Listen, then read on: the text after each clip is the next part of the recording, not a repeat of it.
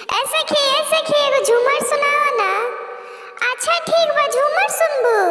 हाँ हाँ सुनाओ सुनावा। ननदी मार थे नजरिया सहरिया में, ननदी मार थे नजरिया सहरिया में, हमरे ससुर जी के बाग बगीचा, हमरे ससुर जी के बाग बगीचा, फूल तोड़े जल दोपहरिया में, फूल तोड़े जल दोपहरिया में, ननदी मार थे नजरिया सहरिया में, ननदी मार थे नजरिया सहरिया में।